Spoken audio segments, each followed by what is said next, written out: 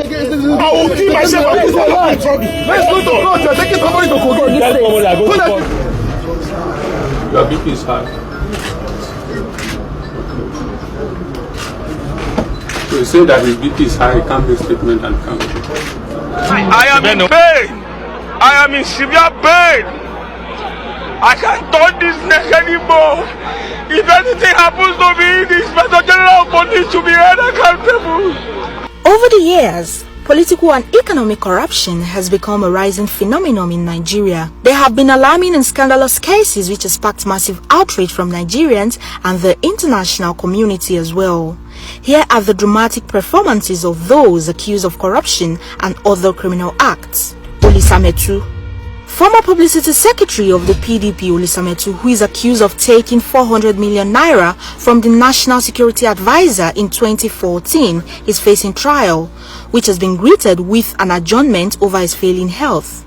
At the time, Metu collapsed in court. In 2018, Olisametu appeared in court on a stretcher, forcing the presiding judge to adjourn the case. Ayodele Fayose, after his tenure as governor of Ekiti State, he was arraigned in court by the Economic and Financial Crimes Commission for alleged money laundering and conspiracy to the tune of 2.2 billion naira.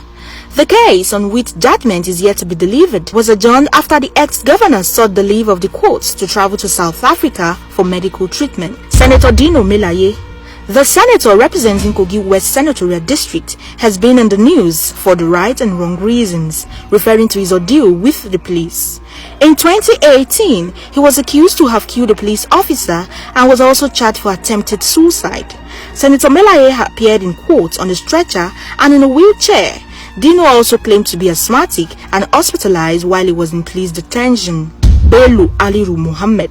In 2016, former national chairman of the People's Democratic Party, Bello Aliru Muhammad, appeared at the Federal High Court, Abuja, in a wheelchair. The anti-graft agency had accused Aliru and his son of collecting money from the $2 billion arms deal supervised by the former National Security Advisor, Sambo Dasuki. Major General Hakim Otiki, former General Officer Commanding 8th Division Hakim Otiki, was court-martialed over the alleged missing sum of 400 million naira, which was said to have been transported from Sokoto to Jeji in Kaduna State. The army officer was transported to court in an ambulance and appeared in court in a wheelchair. Brigadier General Paul Boro retired. Boro served as a special advisor to President Buhari on Niger Delta and coordinator of the Presidential Amnesty Program between May 2015 and March 2018. He was fired by President Buhari and arraigned in court by the EFCC alongside Anafi Moriki on a 9-count charge of theft and criminal breach of trust to the tune of 974,768,466 naira and $1,914,000. He appeared in court in a neck brace. Orji Uzokalu, the anti-graft agency EFCC arraigned former governor of Abia State, Orji Uzokalu, and his then commissioner of finance, Ude Jones Udeogu and Company, Slok Nigeria Limited, on an amended 39-count charge of fraud. Counsel to Kanu said that Kalu was away in Germany for medical treatment and was advised by his doctors to remain in Germany to recuperate from surgery. Diezani Alison Madueke. A few months after the tenure of former President Goodluck Jonathan, pictures of embattled ex-Minister of Petroleum Diezani Alison Madueke flooded the internet. That she was diagnosed with cancer. Diezani's lawyer revealed that she had to undergo mammary gland treatment in the UK. The EFCC under the administration of President Buhari accused Madueke of money laundering and other corrupt practices with calls for her to be extradited. The ever-bubbling and beautiful former petroleum minister appears to be a shadow of herself as proof of a medical condition. Justice Rita Ajimogbobia. The EFCC had provided an 18-count charge against Justice Ophelia Ajimogbobia, bordering on perversion of the course of justice, grafts, unlawful enrichment, false information and forgery. She pleaded not guilty to the charges. However, she appeared in court with a bandage on her leg. Femi Fani-Kayode, the former Minister of Aviation alongside Nenadi Usman, is facing a 17-count charge of money laundering, conspiracy, unlawful retention of proceeds amounting to 4.6 billion naira.